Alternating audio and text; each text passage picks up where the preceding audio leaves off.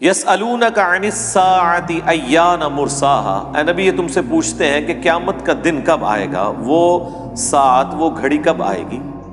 قل انما علمها عند ربی، اے نبی تم فرما دو کہ اس کا علم تو میرے رب کے پاس ہے، یعنی مجھے نہیں پتا کہ قیامت کب آئے گی، اس کا علم میرے رب کے ساتھ خاص ہے۔ لا یجلیہا لوقتہا الا ہو، اور قیامت کو اس کے وقت پر ظاہر نہیں کرے گا مگر وہی۔ اب یہ بالکل واضح ہے کہ قیامت کب آنی ہے یہ پیغمبر کو بھی نہیں بتایا گیا، قیامت کی نشانیاں بتائی گئی ہیں۔ اور جو بخاری مسلم میں حدیث ہے، حدیث جبرائیل، جو حضرت جبرائیل علیہ السلام انسانی شکل میں حاضر ہوئے اور جب قیامت کے بارے میں سوال کیا تو نبی علیہ السلام نے کیا فرمایا تھا کہ جو شخص سوال پوچھ رہا ہے، جس شخص سے سوال پوچھا جا رہا ہے وہ اس سے زیادہ نہیں جانتا۔ تو پھر انہوں نے کیا کہا، یا رسول اللہ قیامت کی نشانیاں بتا دیں، تو نبی علیہ السلام نے نشانیاں بتائیں۔ ثقلت فی السماوات والارض، یہ بہت بھاری حادثہ ہے جو آسمانوں اور زمین پر ہونے والا ہے، یعنی قیامت کا دن۔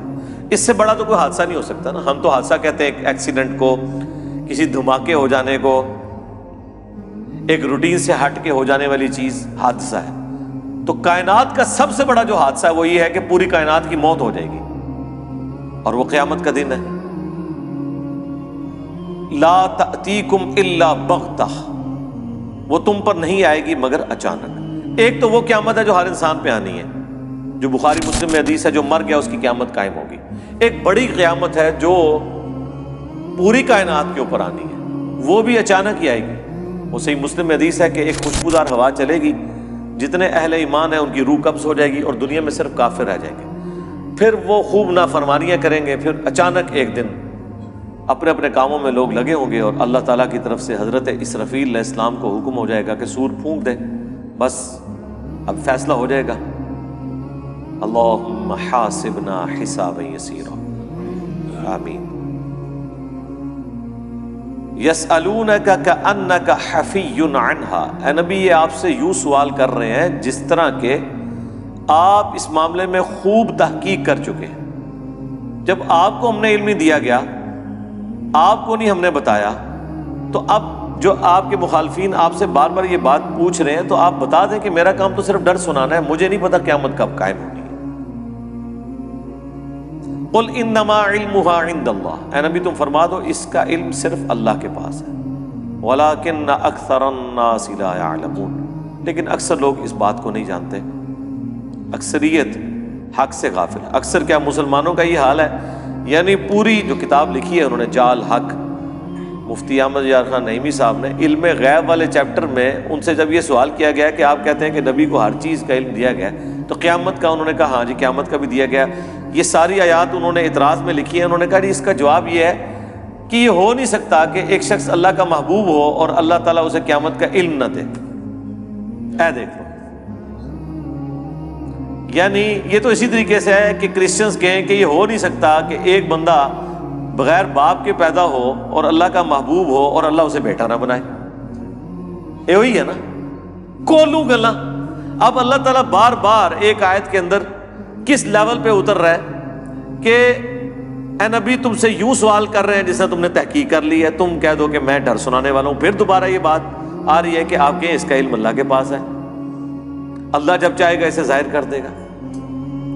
اب اس میں سے نکالنا کیا؟ سپوز رسول اللہ کوئی سن بھی بتا دیں، اس میں نکلے گا کیا؟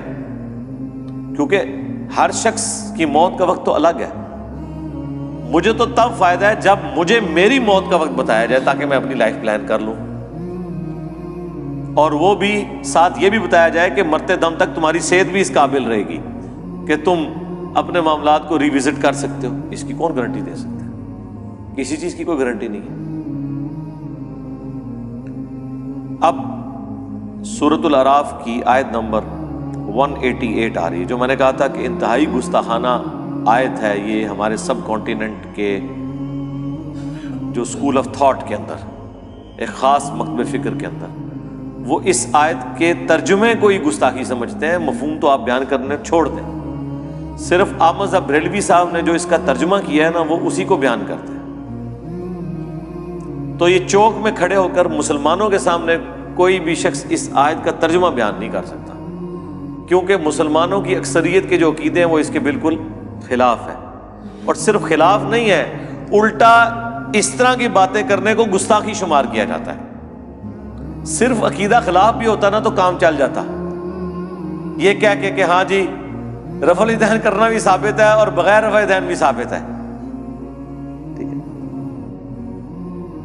وہ کر لیتے ہیں نا، ٹھیک ہے بھی آپ ہمیں نہ چھیڑیں، ہم آپ کو نہیں چھیڑیں گے۔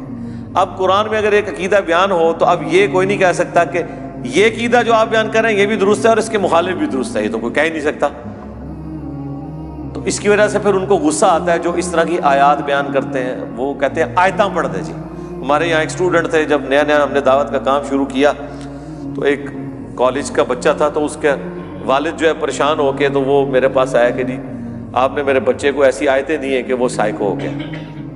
آیتیں ہی دی ہوئی تھیں کہ بھئی تیرے فرقے کے جو عقائد و نظریات ہیں وہ قرآن کے خلاف ہے، تو میں نے قرآن کی آیات دیں اور کہا بھئی آپ اعلیٰ حضرت کا ترجمہ پڑھ لو۔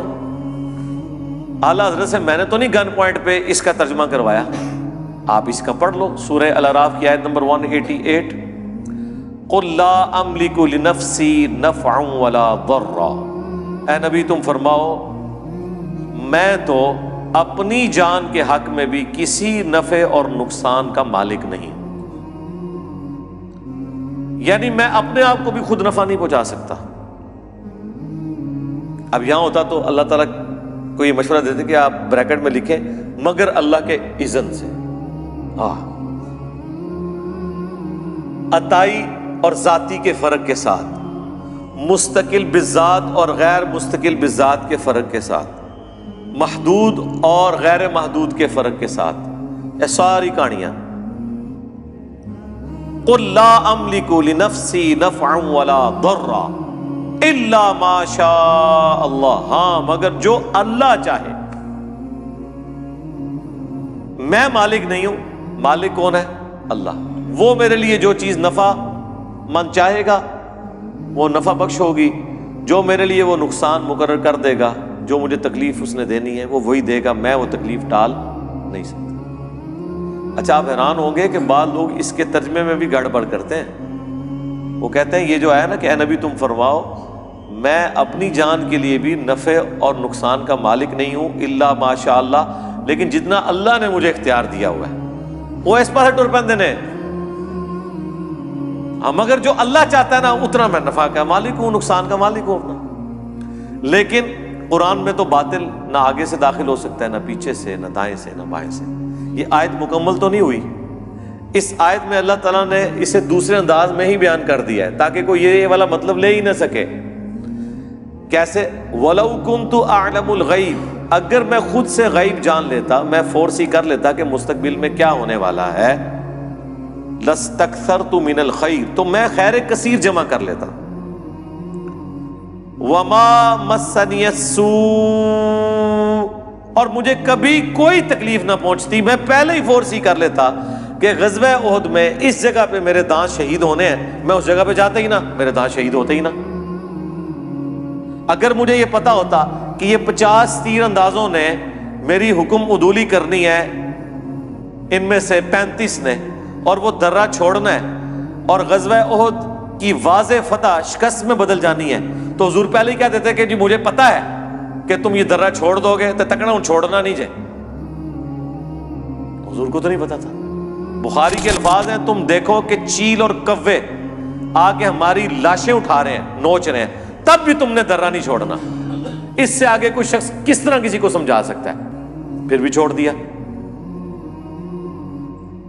اور اس کا نقصان صرف امت نے نہیں اٹھایا، نبی الاسلام کے بھی 4 دانت شہید ہوئے، بخاری مسلم میں آیا، اتنا خون بہہ گیا کہ شہادت کی خبر مشہور ہو گئی۔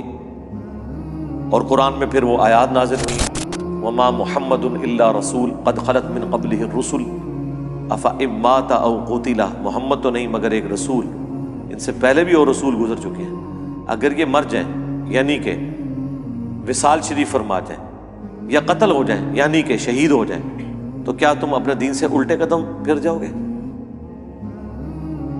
اور جو کوئی الٹے قدم پھیرے گا وہ اپنا نقصان کرے گا، اللہ کا کوئی نقصان نہیں کرے گا، اور اللہ تعالیٰ شاکرین کو جزا دے گا، یعنی ثابت قدم رہنے والوں کو۔ تو اب اندازہ کریں کہ نبی الاسلام کے دانت مبارک شہید ہو گئے، غلطی کس کی تھی؟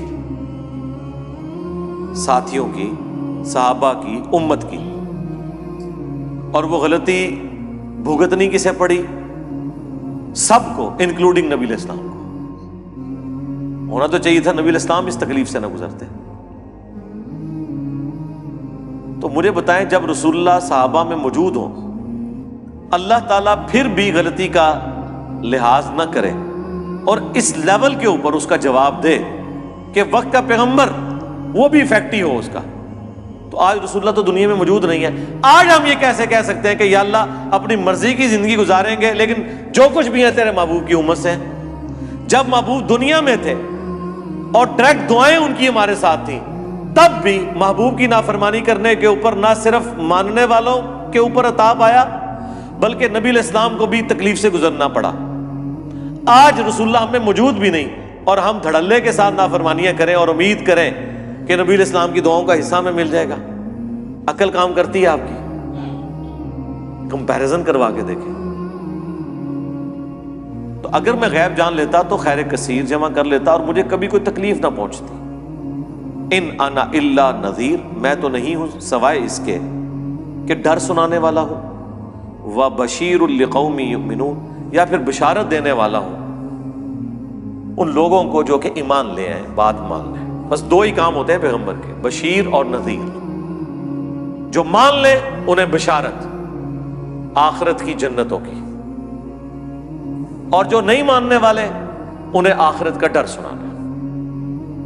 جو بغاوت پہ اترے ہوئے ہیں انہیں ڈر سنانا، اور پھر جو ایمان لے آئے انہیں بشارت دینا، یا ایمان والے جو بغاوت پہ اترے ہوئے ہیں انہیں ڈر سنانا، اور پھر توبہ کرنے کی ترغیب دلانے کے لیے آخرت کی نعمتوں کی خوشخبریاں سنانا کہ یوں کر لو گے تو تمہارے ساتھ یہ ہو جائے۔ تو یہ میرے بھائیوں، اس کے اندر ایک آیت کے اندر استانت کا عقیدہ بھی کلیئر ہو گیا کہ کوئی کسی کو نفع نقصان دے ہی نہیں سکتا۔ تو جب دے نہیں سکتا تو پھر پکار کے کیا کر رہا ہے؟ اور سب سے بڑی ایگزامپل اگر کسی شخصیت کی پیش کی جا سکتی تھی تو وقت کے پیغمبر کی تھی۔ مجھے بتائیں، اگر رسول اللہ کا یہ سٹیٹس ہے تو بابت شاہی کوئی نہیں۔ اسی لیے پھر وہ آپ کو کہتے ہیں آپ نے قرآن ڈائریکٹ نہیں پڑھنا، آپ گمراہ ہو جائیں گے۔ اچھا جی، انڈائریکٹ پڑھا دیں، لیکن جو قرآن میں لکھا ہے وہی بتانا ہے۔ ادھے وچ کیڑی شے نکل رہی ہے وہ نہیں دسنی، جیڑی باہروں نظر آ رہی ہے وہ تو دسو نا اللہ دے بندو۔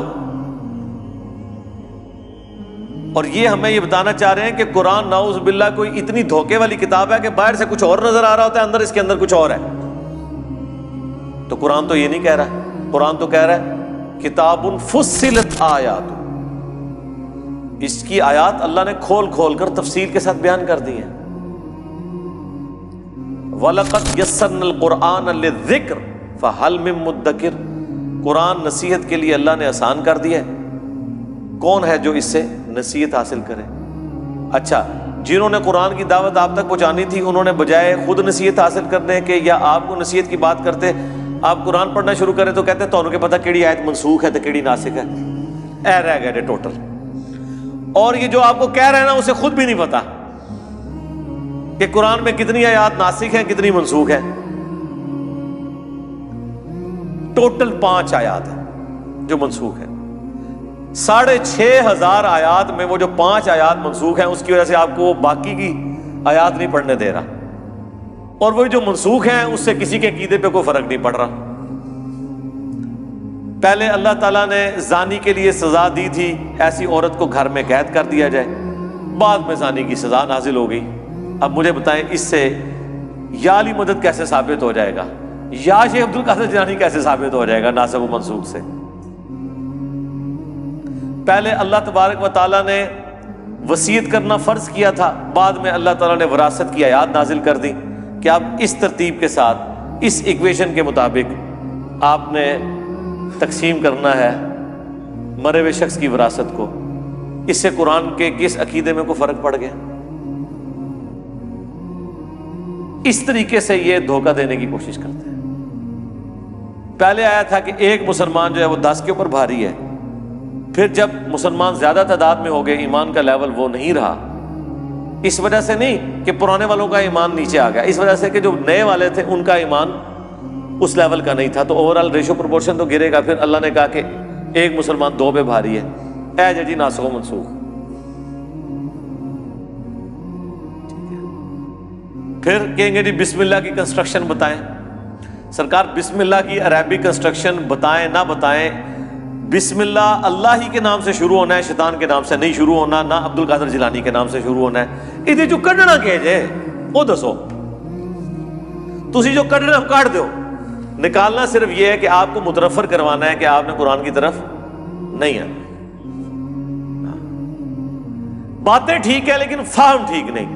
اچھا آپ بتائیں فہم کیا لینا ہے؟ فہم وہ لینا ہے جو اس میں لکھا ہوا ہے نا، ایگزیکٹ اسے الٹ کر کے فہم لینا ہے۔ ہمیں پتہ چل گیا، ویسے فارم لینا بھی ہمیں آ گیا کہ جو لکھے ہے نا وہ نہیں مننا بالکل، یعنی لکھا ہے نا ایاک نعبد و ایاک نستعین، تو اس کے الٹ چلنا ہے، یہ فہم میں ہوتا ہے۔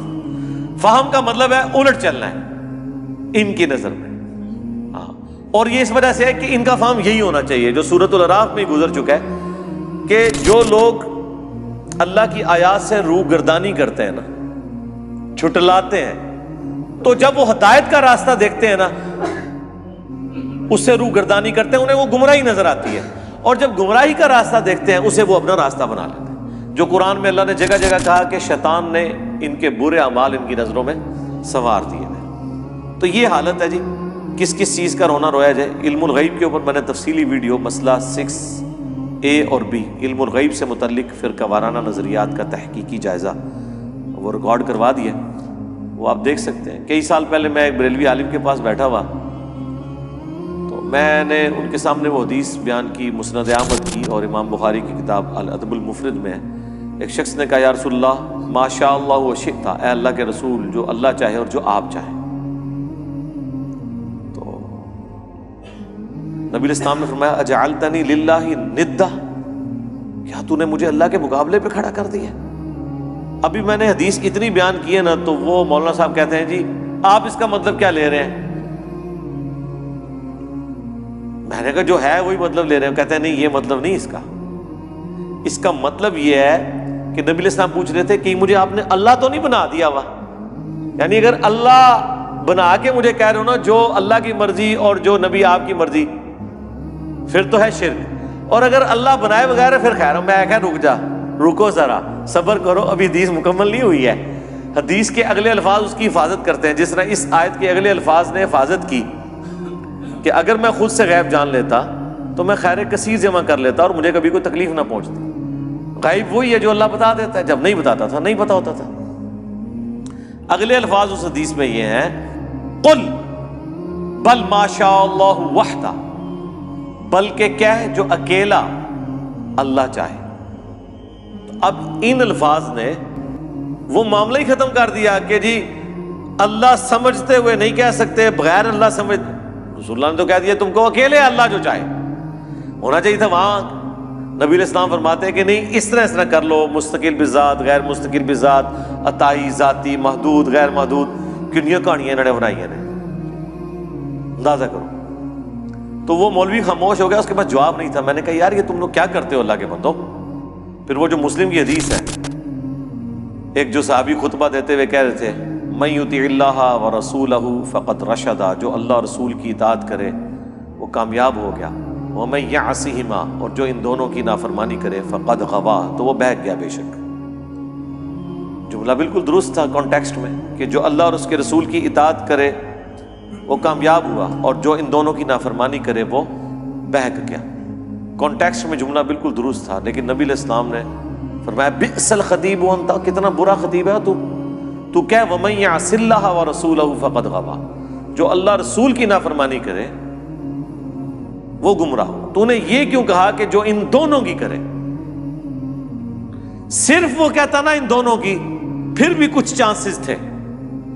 جب وہ یہ کہہ چکا کہ جو اللہ رسول کی اطاعت کرے وہ کامیاب ہوا اور جو ان دونوں کی نافرمانی کرے وہ گمراہ ہوا، تو کانٹیکسٹ میں جملہ بالکل درست تھا۔ وہ اللہ رسول کو پہلے الگ کر چکا ہوا تھا، لیکن نبی علیہ السلام نے کہا دوبارہ بھی الگ کرنا ہے۔ ہائے ہائے ہائے، یہ امام الموحدین ہی کہہ سکتے ہیں۔ اور یہی حدیث ابو داؤد میں ہے، وہاں تو آگے الفاظ ہیں قم اذهب، اٹھ اور نکل جائے ادھر سے، یعنی میٹھے انداز میں فرمایا۔ توحید تو پھر میٹھے انداز میں نہیں ہوتی نا، مولانا اسحاق صاحب والی بات کہ بھائی جب توحید بیان ہوئے گی تو گستاخی تو آٹومیٹکلی ہو جائے گی۔ توحید میں یہ تو نہیں کہا جائے گا کہ اللہ نال بابے بھی ہوندے نے، توحید میں تو ہوتے ہی ہے کہ اللہ ہے اور کوئی چیز نہیں ہے، تو گستاخی تو آٹومیٹکلی ہو جاتی ہے۔ اسی طریقے سے یہ مولانا اسحاق نے تو اتنا ہی فرمایا تھا، اس میں نے ویلیو ایڈیشن کی ہے کہ جب حدیث بیان کی جائے گی نا، جب نبی علیہ السلام کی بات کی جائے گی تو بابوں کی گستاخی آٹومیٹکلی ہو جائے گی، کیونکہ بابے تو بالکل الٹ بات کر کے گئے ہیں۔ جب آپ یہ بات کریں گے کہ نبی علیہ السلام نے یہ فرمایا، اور بابا تو وہ ہے جس نے اپنا مرید نگاہ مار کے جلا دیا ہے، اور بخاری مسلم میں ہے کہ انس بن مالک کہتے ہیں 10 سال حضور کو وضو کروایا، کبھی حضور نے مجھے ڈانٹا نہیں ہے، کبھی یہ نہیں کہا کہ یہ کیوں کیا اور یہ کیوں نہیں کیا۔ تو آٹومیٹکلی عبد القادر جیلانی کی گستاخی تو ہوگی کہ بھائی بابا تو مرید ایک لوٹے کی ٹوٹی ٹیڑھی ہونے کے اوپر جلا دیا، اور نبی علیہ السلام تو اس طرح کے تھے۔ تو آٹومیٹکلی جب سیرت النبی بیان ہوتی ہے تو بابے فارغ ہو جاتے ہیں، یہ نیچرل چیز ہے۔ اس لیے ہم نے عرض کیا کہ نبی کے جیسا ہے ہی کوئی نہیں، بابے تھے شے ہی کوئی نہیں، یہ نیچرل چیز ہے۔ قرآن میں ایک آیت ہے، نبی علیہ السلام پہ اعتراض کرتے ہوئے کافر کہتے ہیں اللہ نے ان کا اعتراض نقل کیا ہے کہ ایک ایسا شخص ہے اس نے اتنے خداؤں کا ایک ہی خدا کر دیا۔ یہ اعتراض پیش کیا جا رہا ہے کہ اتنے ہمارے خدا تھے، لات منات عزا، یہ کہہ رہا نہیں ایک ہے۔ ہمارے کیس میں یہ اعتراض ایسے بن گیا کہ یہ کیا ہوا کہ اتنے بابے ختم کر کے ایک ہی بندے کی بات کر رہا ہے جس کی قبر مدینے میں صلی اللہ علیہ وآلہ وسلم۔ ٹھیک ہے، تو بیماری وہی ہے، مختلف شکل میں نظر آتی ہے آپ کو۔